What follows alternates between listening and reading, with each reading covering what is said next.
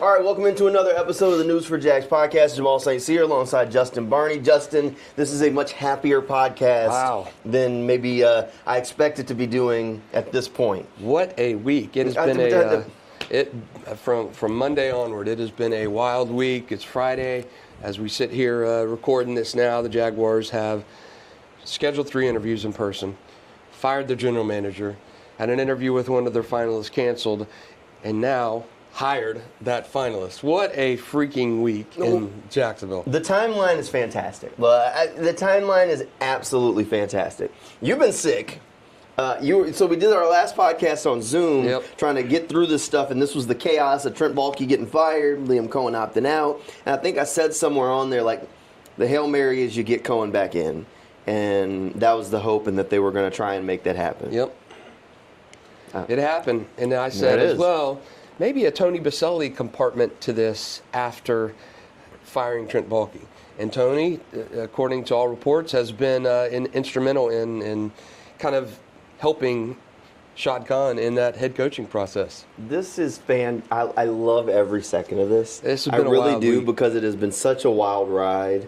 But it's this fun ride with a happy ending for Jaguars fans. Tampa Bay Buccaneers fans are upset though. But I maybe on one side I get why they're upset, but on the other side I just don't. Of course, and I can see it from both sides. Albert Breer of Sports Illustrated read a really good story earlier today about the cycle and the roller coaster. Liam Coen had agreed to a contract extension with Tampa Bay to return as their OC and be the highest paid coordinator in the league. Sure. That was contingent on him not taking a second in-person interview with the Jags. And he kept putting off when he was going to return to sign his contract. The team tried to get in touch with him. He, in turn, asked for more money. They said the offer was the offer. And he asked for more time to come in Thursday to sign his contract extension.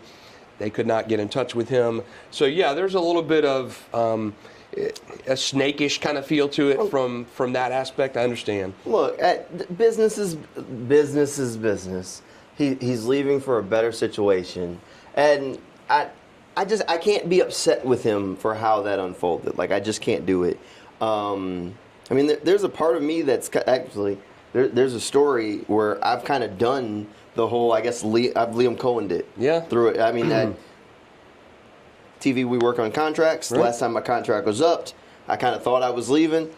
I went somewhere else, signed a contract, came back, thought I was done. I don't even know if you know this. They had actually sent out a new hire email to the entire staff of, hey, this guy's going to start. Lo and behold, it didn't work out that way. Came back to Jacksonville, so on and so forth, and the rest of everything worked out how it should work out. But, like, so I get it. Stuff happens, and you use whatever leverage you can kind of get. Tampa Bay made him an offer to stay as an offensive coordinator. At the time, he accepted it. Handshake deal, which is great. But on the other side of that, he had an opportunity to be a head coach. Yep. And every coach's goal is to be most coaches' goal is to be a head coach at some point. And one way or another, even if he had signed the paperwork while it was contingent on him not taking the second contract or second interview with the Jaguars, it also is always a step up. So the NFL tends to push those forward. So I get the grief, and I get where Tampa Bay fans feel scorned or whatever, and but the bottom line is in all of this, and I totally see both sides, and I agree with portions of both sides because there is decorum, there's a way you go about things, but Jacksonville's job on Monday afternoon was a little bit different than it was on Wednesday afternoon. Sure. You are being offered autonomy to basically pick your own GM or not work with the GM that was there, may have caused you some apprehension. The job changed materialistically from the time when Liam Coen interviewed on Zoom, then when he got kind of cold feet and was contemplating getting it. And the bottom line is this is business, and Liam Coen would have been kicked to the curb faster than anybody had the Buccaneers underachieved one year. So, Right. I get both sides of it. You're talking about there's no loyalty in this. There's none. He jilted a billionaire and their family to go for another billionaire for probably a contract, which is, we don't know the details of that yet, but substantially more than he would have been making. We know the contract he was offered in Tampa Bay was 3 years. Contract in Jacksonville, the detail's not there. But if he's going to be given Ben Johnson money, which is rumored to be $13-14 million a year, and let's say a 5-6 year, whatever the case may be, we don't know all the perks with it, you're talking about life-changing money, $40 million more or so than you were making in Tampa. Right. So I get the purists of this. And look, we're in an NIL age. There are no purists. This is the same, like Buccaneers fans were saying, fire the coach that won your Super Bowl and just won the division because they wanted to keep this guy, which is fine. But you can't then say, oh, I don't understand why he wasn't loyal. You literally just, you were chanting, and people were online saying to fire your head coach to promote the OC. Where's the loyalty there? Yeah, it's you can't you can't want everybody to be loyal to you, but you not loyal to anybody else. If the expectation is loyalty, then the expectation is loyalty. Right. But you can't say, well, we wanted to move on from him, and you can't do it. It's not in today's, and I get it. I get, when I was growing up in the 80s and 90s, I mean, your word was your bond. Now you've got kids in high schools flipping commitments right and left. You've got kids in college, going to the highest bidder. We're in a different era of contracts, of professional sports, of agreements. And the bottom line is, and I understand Tampa feeling jilted, and there's going to be vitriol from that coming about in the coming days and weeks and months. You have to look at it from a purely business standpoint. Liam Coen got an offer that would have probably blown any other coach in that position away, and gave him pause, and he said, hey, I'm going to be the head coach with my own general manager that I have input on, coach an NFL team with a franchise quarterback and a pretty good bones in place. I mean, sign me up. I know what I agreed to, but I mean, this is a dream situation. So I understand the decorum of it, and he did not follow the perfectly manicured set out timeline. And, responding to texts and calls and stuff. But the employer would have kicked him to the curb 10 times out of 10 for another candidate. So it's business, and you got to remove the feelings. This process was messy. I think we talked about it on another podcast. I wrote something raking them over the coals, and then they immediately pivot. And then now it all comes together, and it's hard to be upset with how it happened, at least the way I look at it, because you got to the end result, right? I mean, Shad said, this is the guy, I got to go get this guy, which is interesting that he just came with that much conviction of, I'm not going to let him tell me no. Okay, I got to move on from Trent, I'll move on from Trent. I got to pay you something, you want me to pick out you, and he makes it happen. I mean, that's somewhat impressive, and that should also be somewhat of a sign of, like, I get it, there's a lot of angst towards Shad because the team has been bad, but the one thing that Shad has never done is shy away from putting his money where his mouth is, that he wants to win. And this, to me, is another step in that direction where he said, all right, I identified that this is the guy that I think is right, that I want. You're not going to tell me no. You're coming here, and just tell me how many zeros we got to put on the check to get it done. Hopefully it's not a Billy Donovan and Oklahoma City Thunder kind of situation. Well, hopefully it's not that. Hopefully it's not another Urban Meyer, but we will see. So yeah, and the Jags tried to keep it cloak and dagger from Tampa Bay because that contract was contingent. Liam Coen returning to the Bucs was contingent on him not taking that second person interview, according to Albert Breer. And Breer said that the Glazer family actually encouraged Liam Coen to take that first interview with the Jags to kind of see what it was about. So they were actually prodding him into doing that, not thinking he was going to leave, or probably not thinking he had an actual crack at that head coaching job. He's not been in the NFL a long time. I think he's got, 4 years Maybe more than that. Sure. 2 years Kentucky offensive coordinator. The thing that worries me about Liam Coen is that he's bounced around a lot. He's not been in a spot more than 3 years. A little worrisome, maybe more so than he doesn't have that experience. I mean, he coached 1 year under Sean McVay. You've seen what he's done with Baker Mayfield. He's had success at Kentucky when he was OC there. Mm-hmm. So when I look at a resume and I see bounce, that's a little bit of a concern. Well, but he's not leaving jobs for lateral moves. He's correct. leaving jobs for trying to step up. He's been bumping up and kind of moving through. So that if we're laying it all out, and there's two concerns when it comes to Liam Coen. He wasn't highly sought after by more teams. There was a report that the Raiders wanted to talk to him, but the only confirmed interview that he did was with the Jacksonville Jaguars, and now he's the Jaguars head coach.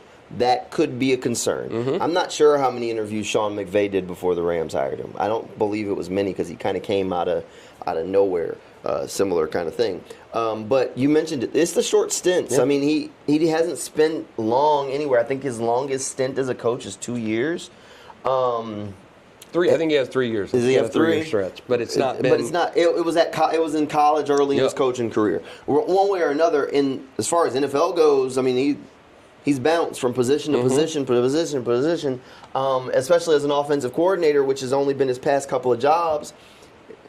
He's the offensive coordinator at Kentucky. 1 year. Kevin O'Connell gets the job in Minnesota. Sean McVay gets on the phone and says, Liam, I got an offensive coordinator job for you. Liam comes back to L.A., rejoins the Rams, where he was previously on the staff, becomes the offensive coordinator. Now, he's not calling plays. And then that was the year, a couple years back, where Sean McVay, there was the rumors that he might retire. Right. Sean McVay, according to reports, told the staff that, hey, I'm not guaranteeing I'm coming back. Y'all should look for other work. Liam Coen said, all right, bet. Went back to Kentucky as the offensive coordinator again. Mm-hmm. Now, the goal for him clearly was the NFL, so he spent 1 more year at Kentucky, gets the phone call from Todd Bowles, jumps back to Tampa Bay, the offensive coordinator, and then now from there he's jumping to the Jaguars as the head coach. I understand some of the jumps, but there is always at least a little bit of concern that you don't have some sort of string of success in one place.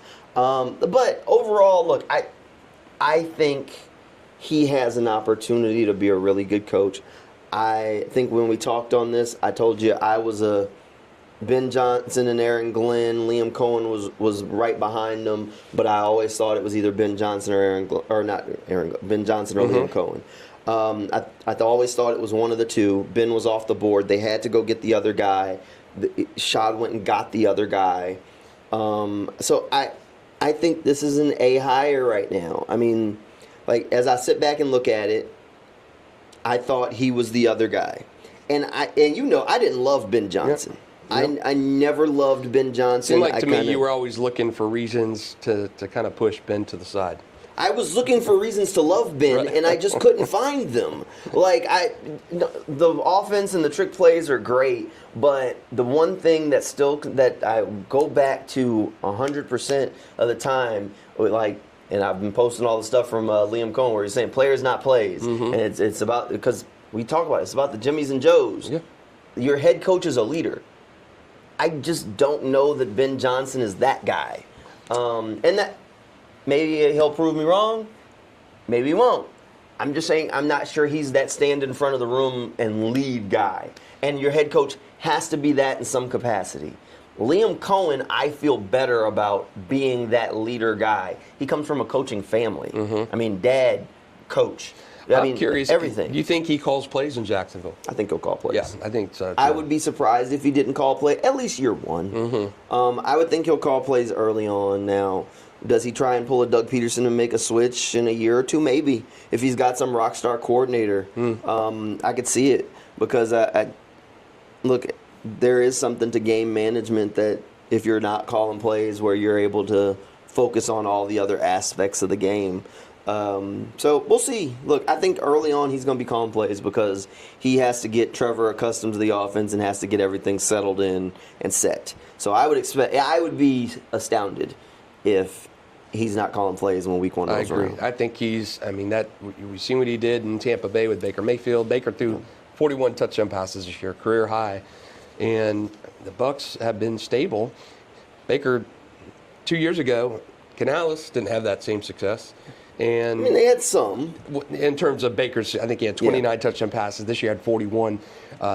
Two different offensive coordinators, Canales 1 year and Liam this past year, and had a career year. So I do think we will see him calling plays, and hopefully this unlocks the potential of Trevor Lawrence. Look, I mean, Liam Coen's, well, he played college quarterback. He worked with Will Levis in school, had Will Levis's best season was with Liam Coen.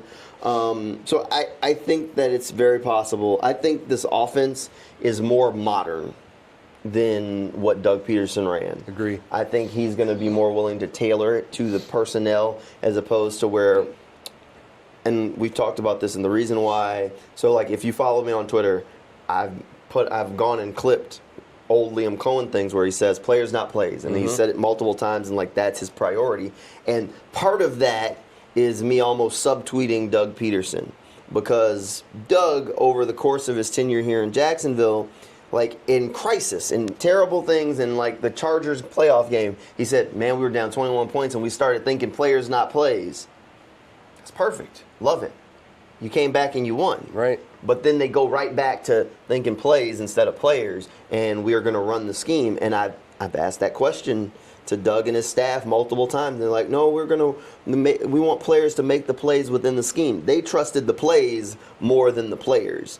And that's not the way this league runs. It's not going to work. And an offensive philosophy that's going to tailor to the guys. It's the same thing with a defensive philosophy. For Ryan Nielsen to walk in the door and say, this is what we're going to do, that's great. But what you got to do it with? Do you have the dogs to run that race? Found out he didn't. Mike Caldwell wanted to run maybe a different looking defense from what he was ultimately running. Joe Cullen wanted to run a different defense from what he ultimately ran. They had to adjust because they didn't have the horses on that defensive side of the ball. And Ryan Nielsen never made that adjustment. And Ryan Nielsen never made that adjustment. Good coaches will adjust and put the players that they have in the best position. Right. Now, you can have a preference on the style of players and the skill sets you want to bring in. No problem with that. By year 3, I expect you to see you doing exactly what you envision. Right. Like now the team's you've had a chance to turn it over. But year 1, you walk in the door, you don't. You have to pick, well, where's your priority? What do you have to be successful from what you got? Outside of that, this is what you got, buddy. So I think hearing him say that is huge. I think the biggest thing now is who can he pair with that's a defensive coordinator. He's got to get a former head coach or two on the staff. Got to. Yeah, he's young. He's 39. Never been a head coach anywhere. And I think you say it all the time. You have to hire people almost smarter than you to run those positions. The offensive coordinator has got to be a guy. That's why I think Doug and Press struggled, because they were the same person. Yeah. And I think you need somebody that's almost smarter than you or thinks differently than you, but's on the same page. So I do think that Liam Coen, that offensive coordinator hire, is going to be massive, and probably not going to get us Salah or Graham as the DC, but somebody. Well, Salah's going back to San Fran. So he's back in San Fran. So you're not going to get a former head coach as a DC. Or Salah was kind of the popular choice. Okay, let's see if Patrick Graham, they've interviewed. The Jaguars have interviewed, so there's a connection there. Would you hate Patrick Graham as the DC? He coached a terrible team in Vegas. I don't know. I would see the other options. I would see. What about, I've looked at this a little bit. A former head coach was on the Rams staff with Liam Coen, Brandon Staley. Man, Chargers guy, huh? Maybe. I'm a little gun shy after Mike McCoy being on the staff here. So. Well, that's not the same. That's not fair. That's not fair. But yes. One way or another, he has to find a defensive coordinator that has some experience. I'd expect Shane Waldron to be in the running to be somewhere on the staff too. He was the Bears offensive coordinator who was fired, but Waldron was also on that Rams staff with Coen. Coen and him kind of were tight for a little bit, so I think he'll be somewhere positioned on the staff. We'll see how it comes together, though. What a wild week. I tweeted last night back to you. I think probably the most chaotic 90 seconds to 2 minutes in franchise history was Wayne Weaver coming and saying, fire Jack Del Rio, Mel Tucker's an interim coach, and I'm selling the franchise to Shad Khan. What in the world? Oh, my gosh. But, man, this week as a whole, from Tuesday to now, has been just wild in terms of what has transpired. Shad could have saved a lot of this from firing Trent Baalke when he got rid of Doug Peterson. I think it would have limited the damage control a little bit and made this Tampa Bay decision for Liam Coen a little bit easier than it turned out being. You know, look, the one thing is that is at least interesting to me is the way this process has gone. And one of the things, and I don't know this for a fact, I know that Trent Baalke, one of the people that he liked was Liam Coen. Mm-hmm.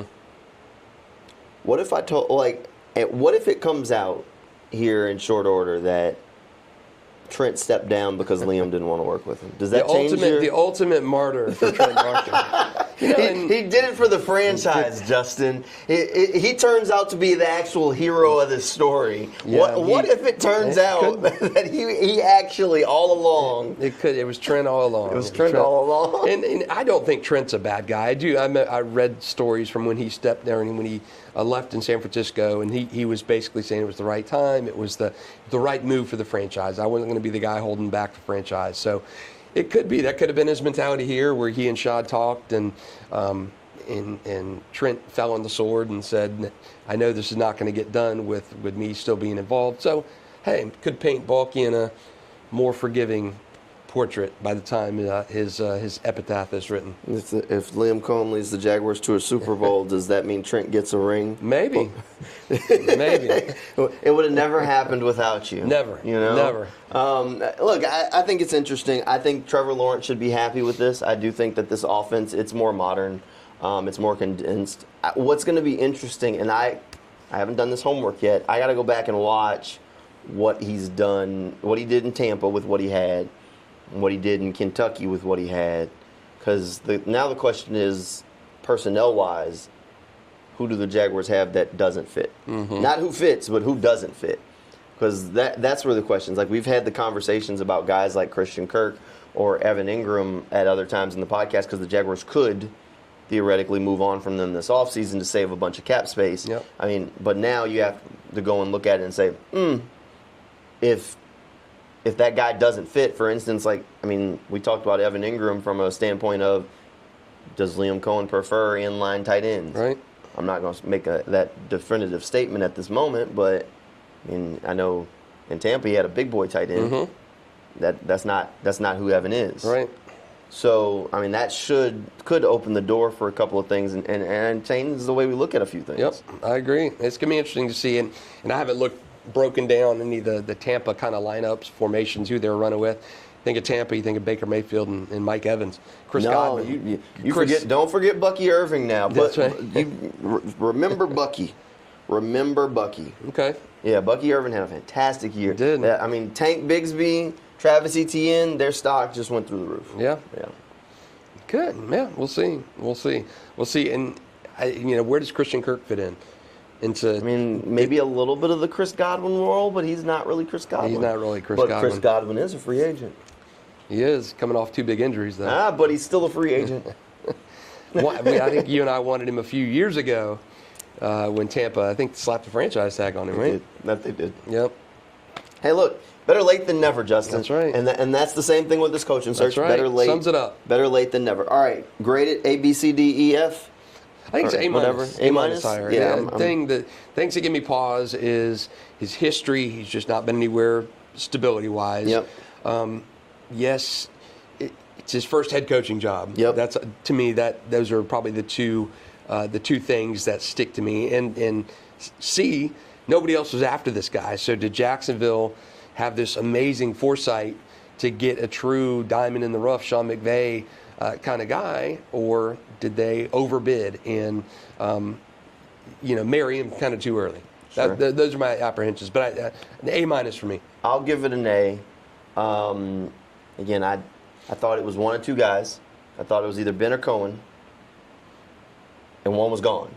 So you had to go get the guy. Shad did what he had to do, got the job done.